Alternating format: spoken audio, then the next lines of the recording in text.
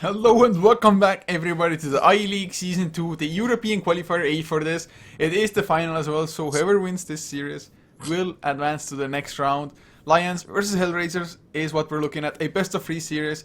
1-0, HellRaisers, they took game number 1 as convincingly as you can, 14-0 in the kill score, 15-minute tap out from Lions.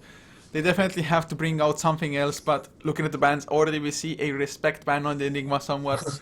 But who the hell are we? We are of course HeflaTV. I am Coacher and I'm joined by these swordfish. Man, Lions, can they do this? I don't know, man.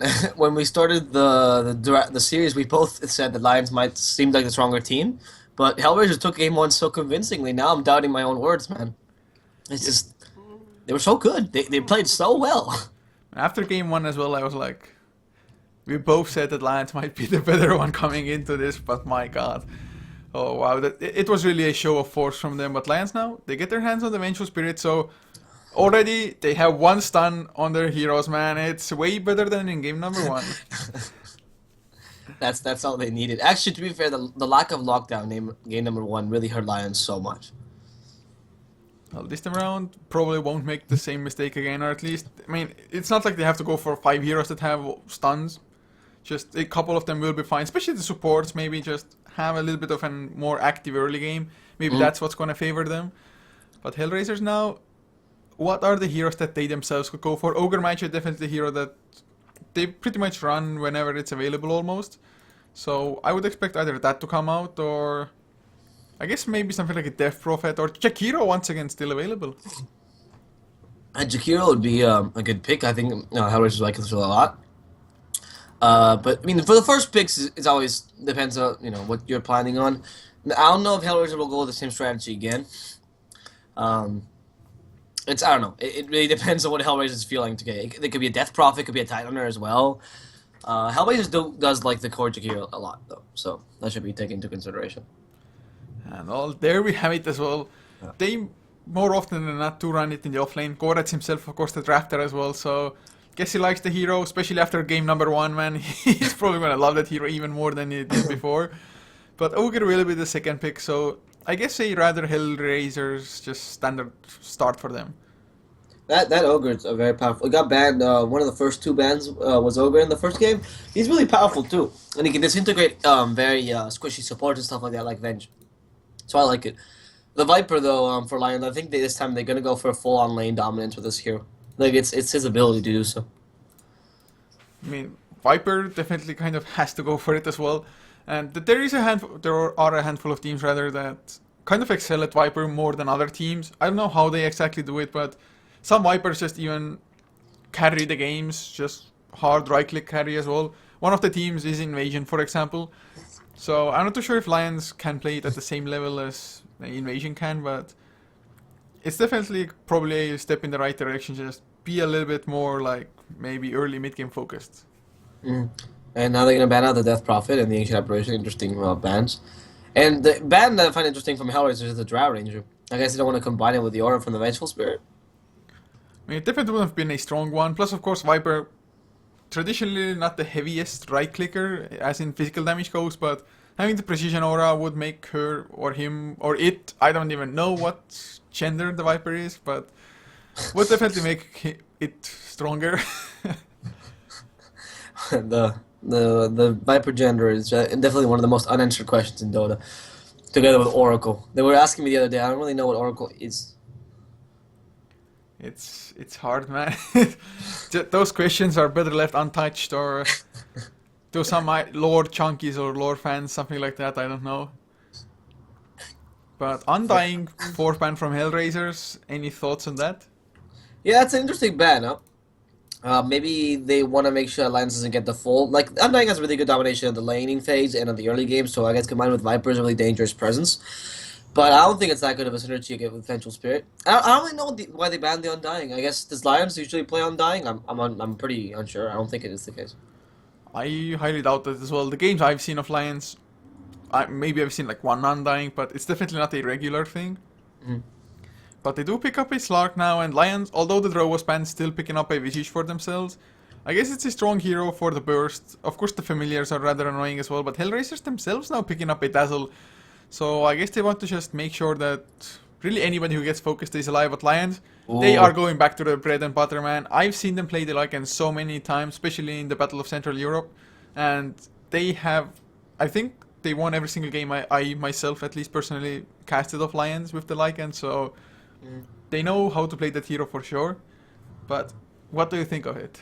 Era is just amazing, and like seeing Era. Usually, Lycan pisses me off because he's that kind of hero. But Era playing Lycan is just so beautiful. He plays it so magnificently well. He always knows when to push, when to attack. It's really good decision making by him. So I really like seeing that. And also combined with Visage, they have a lot of power. Like that, how buffed the familiars as well. They could go again for something that, I mean, they're lacking an off lane, right? So considering Viper could go mid, so they could go for Nature's Prophet and then have full on just power a lot like it and go full on push. It's probably something that might come out for them indeed. I mean, Lycan, of course, these days, maybe a little bit stronger of a just regular carry as well on top of his pushing. Just because the 650 movement speed is nothing to laugh at when he's in the shapeshift form. Hmm. But Razor was the last ban from Lions. Tidehunter banned out by HellRaisers themselves. Of course, Lions, they are still in need of an offlaner. So what kind of hero do they go for now? Do they go for Clockwork? Centaur still available as well? What would you prefer to see for Lions as the offlaner, or do they even run an aggressive tri lane with like Vengeful Visage Viper or Vengeful Visage +1? They could do that. I would like to see the Viper mid though because of his dominance, and I think if Stark goes mid, he could easily crush him early game.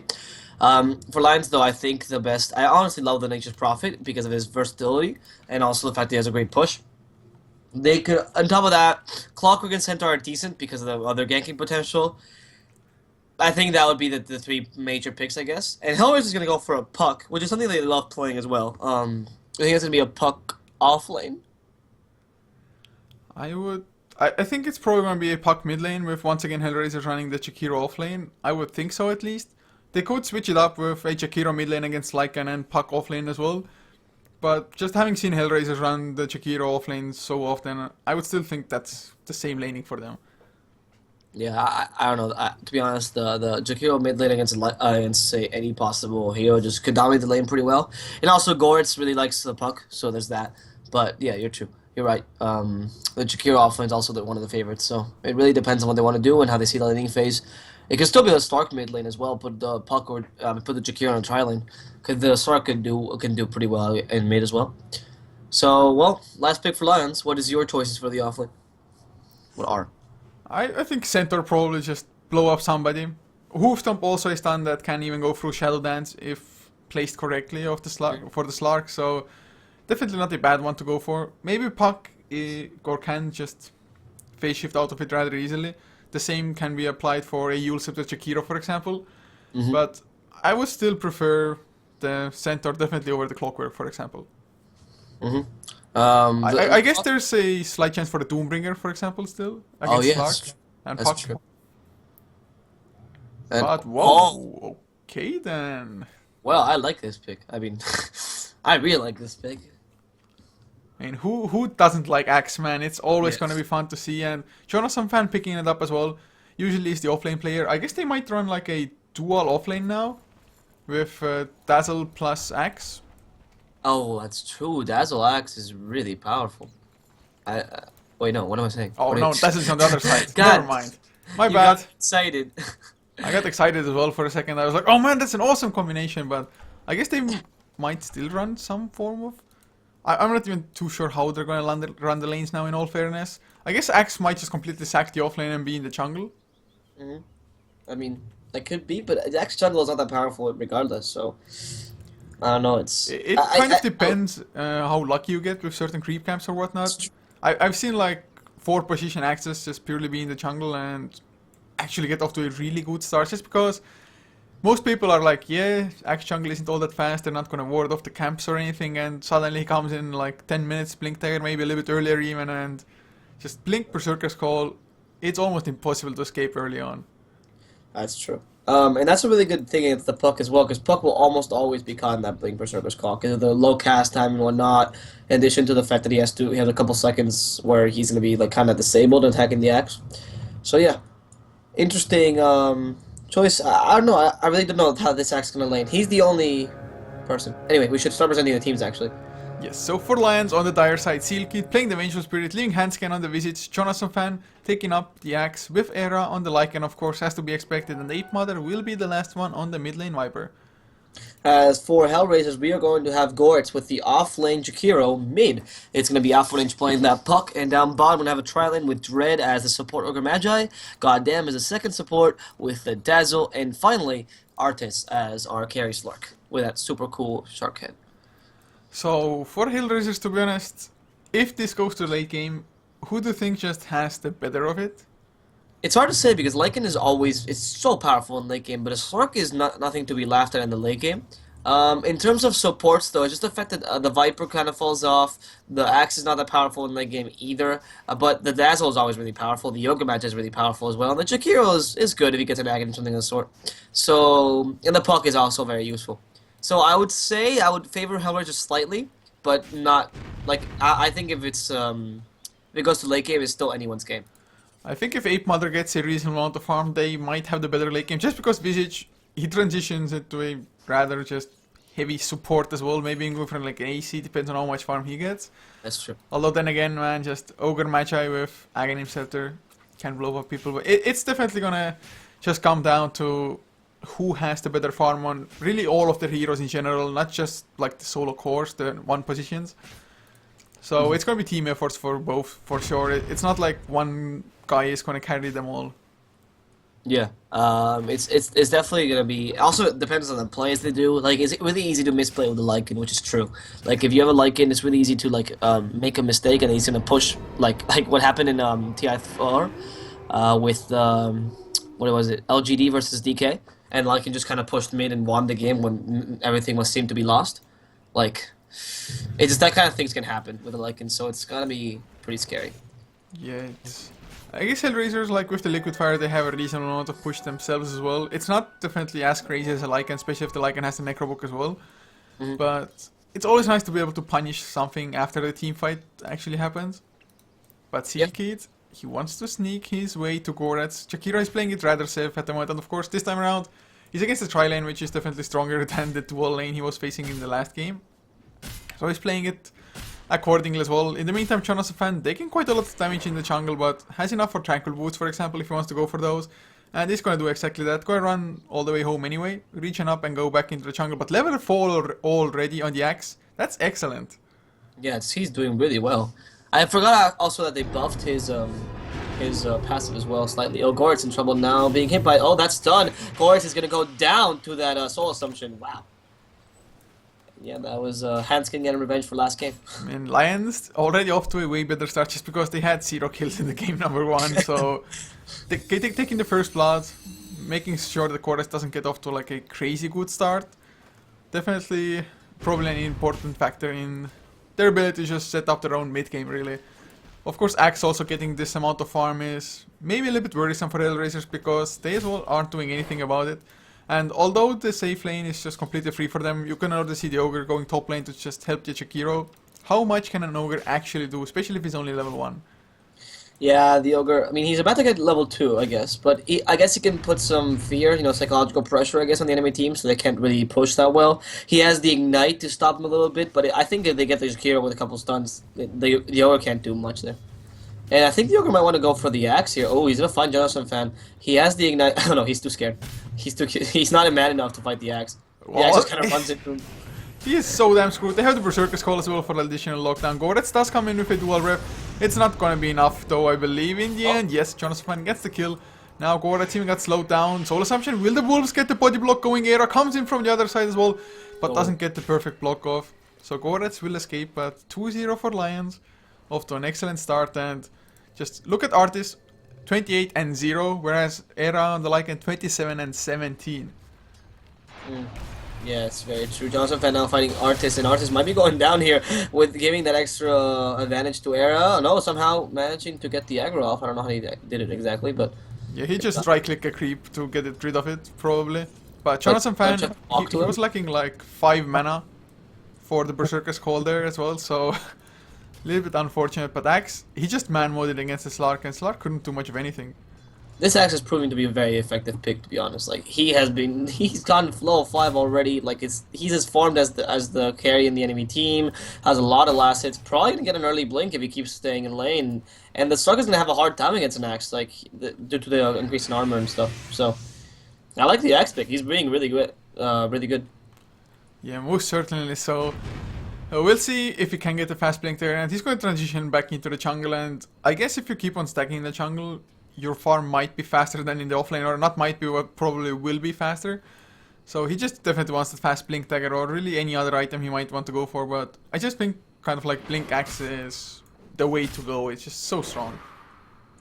Yeah, no, blink axe is definitely. I completely agree. It's just against the enemy team too. HellRaisers has a team that can easily suffer from this blink axe power. So they have really good. They have a little of a lack of a. Of tanky heroes, I guess. 8 F1H, by the way. Oh, evades that Viper Strike, but now it's going to be destroyed. Actually, not evade that Viper Strike. The Dream Coil is going to kill 8 Mother, though. Or the Creeps will. But either way. And that was an unnecessary buyback, I would say. Oh, he did want the kill pretty badly, I guess. Silky now gets stunned up as well. If they also get the eventual, it's going to be worth it probably for F1H. But Silky just going for the TP out and will not succeed. Goddamn, you lose your cooldown coming off just in time. That was really that waiting rift is so wow. I didn't know it dealt that much damage to his support.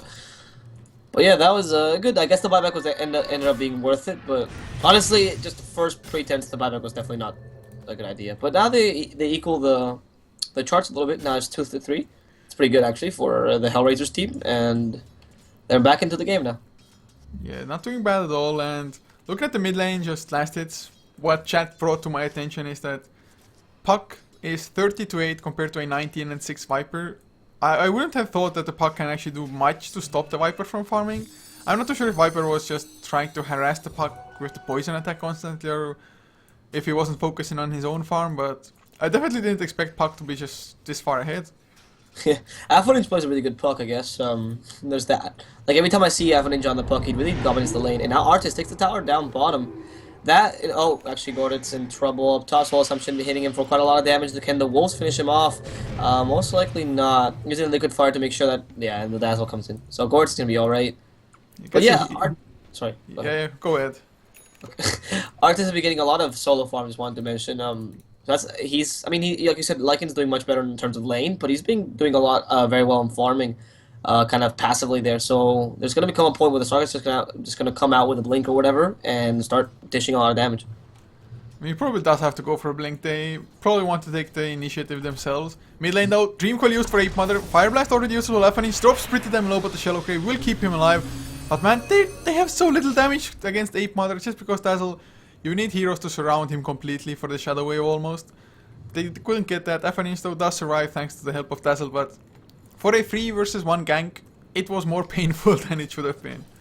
That was a beautiful Puck evasion. I don't know if you saw, but he evaded a couple hits by the Viper, which allowed him for the poison stacks not to hit him, and that ended up saving the Puck's life. The F1 is playing a really good Puck game. Okay, so Artist, he's going for a Shadow Blade. I mean, is it greedy? Is it even a viable item on a Slark? What do you think? I mean, the Shadow Blade is good on a Slark. I would say so, but I'd like the blink a little better ever since they buffed the blink slightly. But the Shadow Blade is not bad. It does give him a little bit more of an attack speed, which is good because that's something that a Slark usually needs. So it transitions him better into a late game. Like definitely Shadow Blade is better for a late game because you can keep it for longer and it's still effective. The only issue is that it's not as good of an escape mechanism as the blink. So it's easier to counter a Shadow Blade, I guess, somewhat. Plus, it also costs more. Then again, it gives you damage, but I cannot deny the synergy it does have with the Shadow Dance, of course, just because if there's no detection and you're Shadow Bladed, you get so much health back just in a matter of seconds. So it's definitely going to be strong, but just the Blink Pounce combination is so devastating. So we'll see how it works out for them. Sometimes it's beautiful, sometimes it just kind of flops. But Axe already has his Blink Dagger 9 minutes and 20 seconds into the game. Oh god, this Axe is going to be so damn huge. I mean, he's level 8. It's unbelievable how... He just had completely free time as well in the jungle the entire game. Do you think this actually would go for Blade Mail now and then transition into Aghanims maybe? I think Blade Mail probably will be the best choice. So Blade Mail Aghanim's wouldn't be bad. You can go for something like a Shivas as well, although I guess you don't need like a crazy amount of physical protection, not yet at least. Maybe you want to go for Shivas just because there's going to be a weave as well, but we'll see. I think Blade Mail probably will be the next choice nonetheless. Never mind, Artist missed Seal Kid completely with that pounce. No blink, I guess. So, but another thing I want to mention, by the way, about the Slark is that the blink is not as effective against a Viper or against the Wolves because they can really easily take out your blink. So there's that. So I guess maybe that's why he made the choice. Jonathan Fan now fighting Slark one-on-one, but Slark has no way to stop him from TPing away. And Jonathan Fan is going to TP away calmly. Meanwhile, up top, they're actually gonna up top they're actually going to be able to take this tower really easily. The Wolves not able to deny him. Wow, it's actually pretty huge what kind of a net worth difference there is now for Artis and Era, for example. Of course, 2 tier 1 towers have been destroyed by HellRaisers, so that's a lot of global gold coming their way. Artis, I'm not entirely sure, but probably got the last hit as well for the tier 1 bottom lane. He did. Yeah. But, oh, the smoke comes out from Lions though, straight into Roche Pit they go. They have the Medallion of Courage, they have the Wave of Terror on level 2, the Vladimir's offering. With the familiars as well, gonna be such an easy Roshan for them. Plus a haste rune waiting them as well, straight after this. Yeah. Right now. Right now, what do you think? What team do you think has domination? Oh, never mind. The Aegis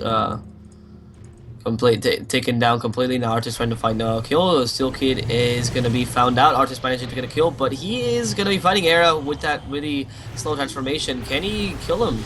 Oh, the pounce. No, pounce misses completely.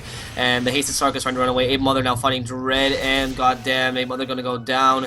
And now can they find a little bit more? Goretz is gonna be the next one to be hit. Era in trouble, could be going down. That Ignite should do it, and that's Aegis down. So Dread now running away from these creeps. Jonathan Fan managing to get that body block and killing him off.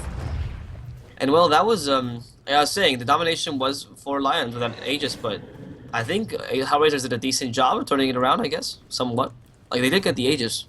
Well, they got the Aegis, but it was still a little bit sloppy, especially from the Slark. I think they could have turned around on the Slark as well, go for the Viper with all of them. But Slark was solo, thought the haste rune will make him invulnerable. Mid lane now, they get the tower down. There won't be a turnaround because Dream Coil is on cooldown. They don't have blink initiation of their own. Artist with the Shadow Blade trying to hunt for something, but it was a 2-4-4 trade in the favor of Lions. Of course, there was a third death, but that was into the Aegis. And Puck does get his blink dagger now, so I guess it's not that horrible, but Artist, he used to have like a slightly more than 1k net per fleet. Suddenly, it's about 700 or so, but I think Lycan is just a scarier mid-game hero than Slark in most cases, if he's farmed enough. Yeah, that's true. With the Shadow Blade, though, I don't know how powerful Slark can be. He used to be such a powerful force with the Shadow Blade, but with that constant detection that Lions has been getting, I don't think he's going to be that amazing. And that tower has been denied. That's a lot of gold. That's not going to go away HellRaiser's way. But yeah, right now Lions should be able to take the mid-game, do you think? I think so. I feel rather confident in it as well, especially now that Ape Mother is going to have his mech finished in about 600 gold as well. So once they get the mech, once they have Axe just back up as well, who is going for, by the looks of it, either for a Road of Athos or a Vanguard. So just tanking up on the Axe at this point. But his ability to just blink Berserker's Call and initiate the fights. I guess there's the Puck blink now that HellRaisers can also initiate their own. But I think the follow-up and just the mid-game power of Lions is a little bit stronger at this point. Yeah, that plus the team fights they've been winning recently should put them up in the charts. But it's amazing how HellRaisers is kind of holding up here. Artis should start ganking right now if he wants to make use of that Shadow Blade. Otherwise, I don't really see why he bought it. Hasn't been doing much of that yet, but I guess we'll see it now against Jonathan Fan. They're trying to gank Dread now. The Wolves. Oh no, there it is. There's the Berserker's Call. Dread in trouble. He has been not proccing any. Oh, there's Dread trying to be saved with that Shallow Grave, but the Culling Blade actually goes after the Shallow Grave, and that Macropart actually took a couple. Artis is now in trouble. He has his ultimate. He can maybe kill Hanskin, but he needs to run away. Now he goes back in with his Shadow Blade. Pretty powerful, actually, healing up completely there. And can he make it out alive is the question. He might be able to kill Era. Oh, there's Alpha Ninja fighting Ape Mother. Meanwhile, Ape Mother in trouble, being hit by that Fire Blast. That's a dead Ape Mother, but the Cooling Blade down, killing Stork as well. Joseph Fan doing so much work here. Alpha Ninja, oh, that's a third Cooling Blade. This is a dunking axe. No, that final Cooling Blade actually misses. Joseph Fan going down. An Era versus Dread. Can this powerful support actually kill the Lycan? It is a possibility. Meanwhile, you see Goretz trying to run away, and that swap just trying to save Era. Is it gonna be? Oh, 11 health. That must be really. Red must be furious right now. Yeah, and not only that, actually the illusions blocked the Era Wolves. Otherwise, the Wolves I think would have gotten the kill onto Chikiro there as well.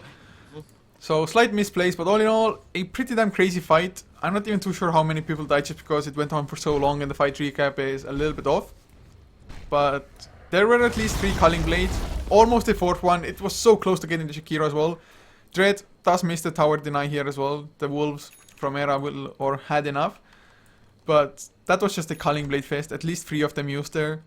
Necrobook level 1 though, picked up on the Lycan now. Not gonna be the fastest ones, I guess, but still having Necro level 1 about 60 minutes in is a fairly good timing for you. And at the start of the fight, I thought it's gonna go worse for HellRaisers, so I guess they made the best of it still. Yeah, honestly, I mean, the only thing I keep seeing is that Artis is not really playing that well with that Stark. I was expecting a little bit more. Like, he was doing some work, but he just seems so underwhelming whenever there's a team fight, and that's not what you want with a Slark. So I guess that's an issue.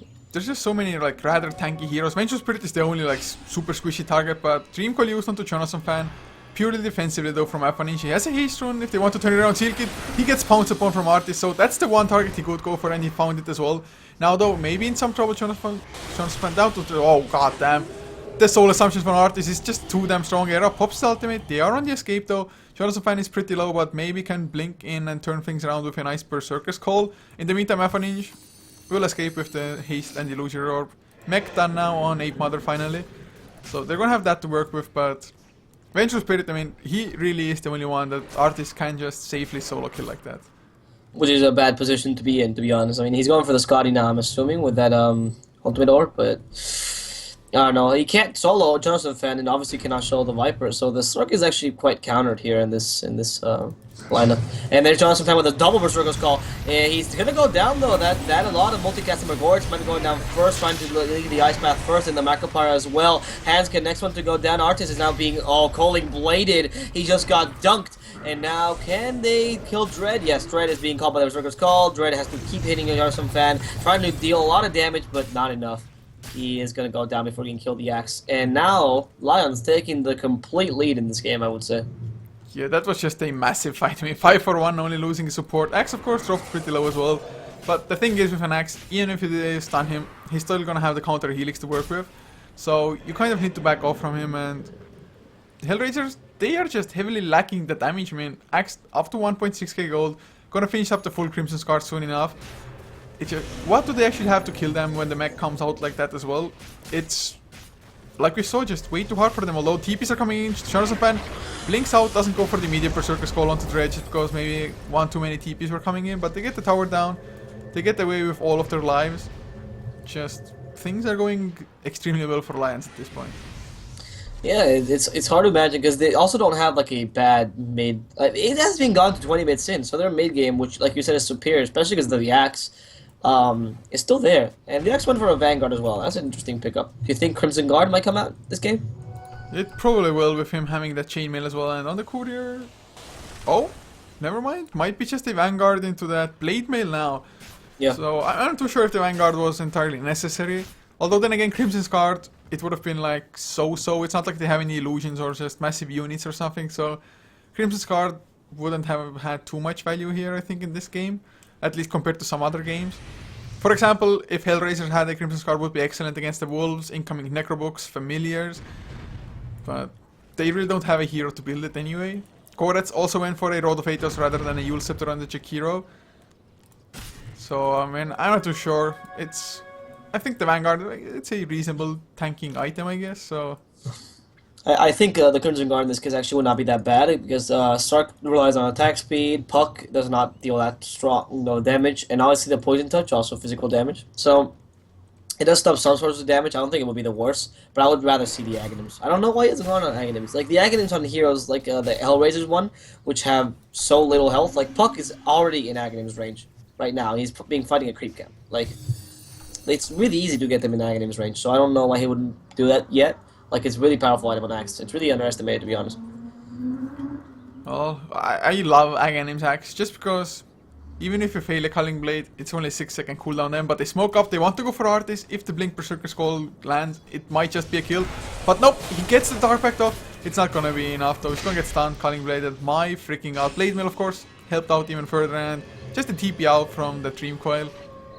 17 to 12, the kill score. Net worth 4k, or just about 4k in the favor of Lions. XP, almost 5k already. Roshan gonna be respawning, which should be an easy target for Lions to take. They really weathered the early game and are just taking heavy command of the game now. Yeah, that's exactly what they should be doing though. Now Jagir going on 8 Mother with a run of 8 toes, and 8 Mother suffering quite a lot of damage, but he's gonna TP away. He's gonna be okay. This is just they're kind of playing with the HellRaisers team right now. Before they had no lockdown, now they're just kind of playing with the fact that HellRaisers only has a couple of lockdown people. I think it's good. They just find the perfect openings when this is just stunning supports or Chikiro when they're not around. Dazzle can't do anything at all to stop it. Dream Coil before was used as well, and just after the Dream Coil, immediate TP out from Jonathan fan. So really nice reactions, and they do scout out Roshan.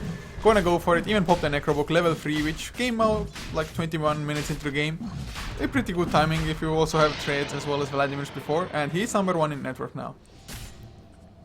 Yeah, that's we talked earlier how Lycan has a powerful late game. I mean, how do you stop it right now? Like, the Slark is not even close to him at this point. Era is becoming, like, legitimately has enough power to just go into the late game and dominate here and carry his team. What would you even like to see on Lycan next? Like, does he go for a Basher into Abyssal? Does he build an AC, or what's the next item? I mean, depends on what you need. The Abyssal would be really good against the Slark, but maybe a BKB is always a safe item. It's just one of those things that you always like having. An Era is suffering a little bit from the Ogre Magi, so I guess that's a good point. In addition to that, you can also go for the AC. I mean, it's not a bad item. I would go for it later on, not necessarily. I guess I wouldn't mind the BKB just because you can run out to the Dream Coil as well until an Aghanim Scepter comes out on Puck. But it was a tier 2 trade, but HellRaisers, they're gonna keep on going at least with Korets, applying the Liquid Fire a couple of times. So maybe they get the... Well, never mind, Lions, they're not gonna back off at all. Howl popped with the Familiars, with the Wolves there as well. Too bad they don't have the Necrobook at the moment, but it will come out in 13 seconds time. They have the Aegis, that's a tier 3 down, and HellRaisers, they're gonna have to mount the defense. They cannot just give away their axe here. But Chikiro gets a tower in return at least, so... Can the Chikiro also get Drax? Because they're losing their own bottom lane. Berserker Skull will catch to Jonathan. Beautiful initiation from the Axe. Nobody's in Culling Blade range. The Era drops low as well, but has the Aegis. Swap back. Artis gets the pound onto Hanskin. But yeah, he's just down. Korets will get stunned up next. Macropyre was used, but not enough lockdown to keep people actually inside of it. Didn't stay around for the counter Rax either, so they're going to lose a Rax. Ape Mother keeps on going with Jonathan fan. They're going to find Goddamn, Shadow Grave on cooldown. Dunk down. That's a double kill for the Axe. Rax down, they don't lose a single hero, Aegis still intact, they get 4. That's just not a trade that HellRaisers could afford to give. Jonathan fan trying to go on half 1 inch. The Culling Blade, oh, not managing to hit him. Quite unfortunate, but I don't know. Do they call GG at this point? It's like they're just pushing, they're knocking on their door, and they could easily just go for Throne at this point. Sorry for the disconnect, by the way. Well, it's... I mean, I guess they could go for Throne, but they're gonna play it safe at the moment. Back off. They still have the Aegis for another 2.5 minutes or just about. Aghanim Scepter done on Hanskin. Level 2 Familiars, 3 of them. Ape Mother gonna have his own Aghanim Scepter, so they're playing it safe, going for the tier 2s. Looks like AC will be the build for Era as well on the Lycan next. They just have so much going in their favor, and Hanskin, be right back, toilet. That's a pretty crappy just reason for a pause if you're this close to ending the game already. Yeah, I mean, I don't know if he couldn't wait. I don't know what to tell you. The AC also kind of buffs the 3 familiars that they have now with the Aghanims, and above the Wolves and above the Necronomicon, so I guess that's a good point to be made. I guess buffs the Axe slightly as well. That extra armor, sorry, extra armor never goes badly on the Axe. And Axe is enough for the Aghanim soon enough, so I'm hoping he picks it up. Oh, maybe so. It's definitely not a bad item to have for sure. But man, this game, HellRaisers, do they have even a chance of a comeback, man? They don't have like a Naga Siren or Terror Blade, just anything along those lines. I just fail to see how this Slark can carry solo against the team of Lions. Honestly, there's always a chance for a comeback. At least that's what I want to believe. That's what I tell people in my pubs. But in this case, like this Slark is just so underwhelming. Is like that Shadow Blade Shadow Blade is for a mid game kind of Slarky kind, and it's the idea that from the Shadow Blade you kind of snowball out of control. But he has not been able to do that. He's going for a Scotty, and he's close to it. Like he's only what 1,500 or so gold away, 1,200 to be fair, 275. So, like, yeah, the Sark has items and he could have a powerful presence later on, but I don't know. Compared to the Slykin, I don't think he can do much. This Slykin also has Aegis. He's going to have an AC really soon. The HellRaiser can do something, but it really relies on Lajons doing a lot of mistakes. And by a lot, you mean like all mistakes from now on, pretty much? Yeah, possibly. Mistakes never only, man. Mistakes only. I guess something that HellRaisers might find like a turnaround in is if they can turtle around until the next Roshan, and while Lions is trying to go for Roshan, then you take the fight and get Roshan with the Aegis and the cheese for yourself, something along those lines. But I guess so. Just winning the fight is going to be so damn hard for them. I'm not too sure. At least Yule Scepter is going to come out fairly soon for the Jakiro. So can go for the Yule Scepter Ice Path to even slow down the Lycan who opted to go or not to go for the BKB rather. So there's definitely a chance, but it is small and the door is closing, man.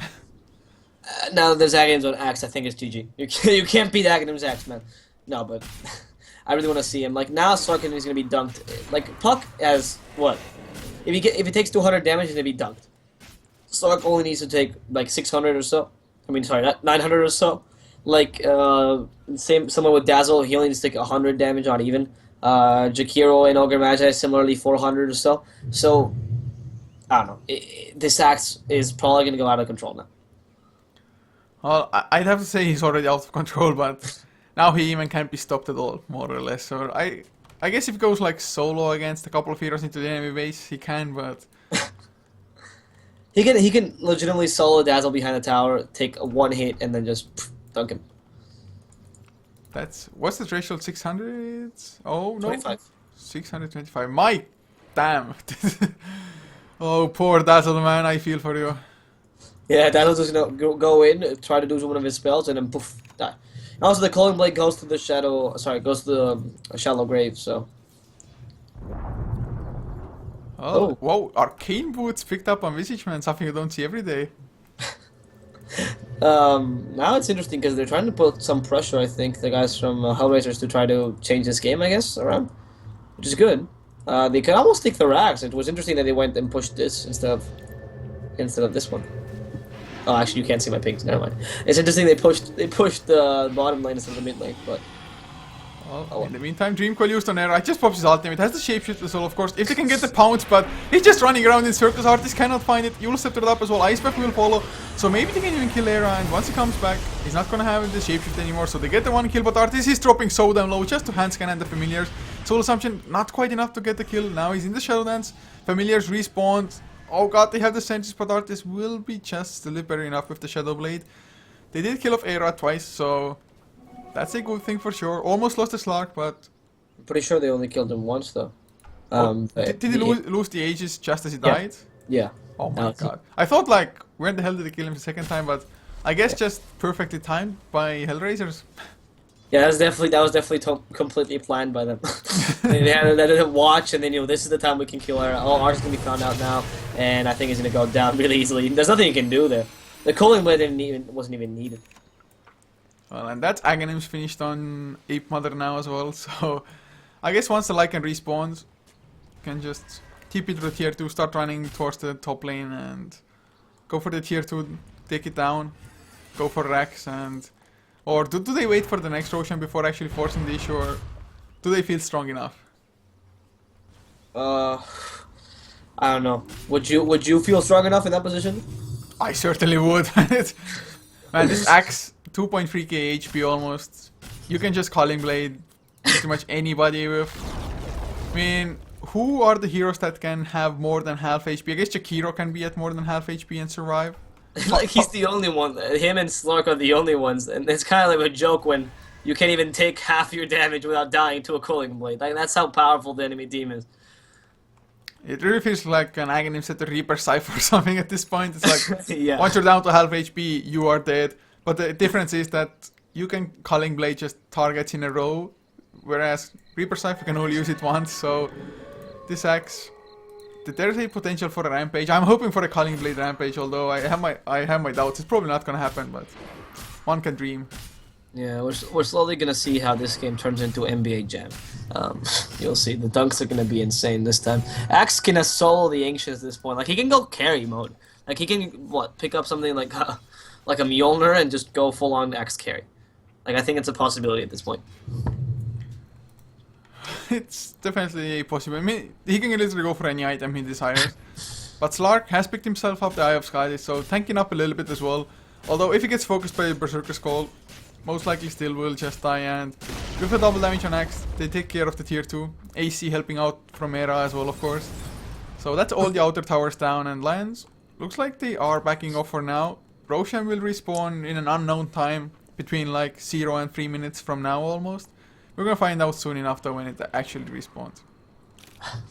Yeah. 2 minutes away, so a 10-minute respawn timer altogether.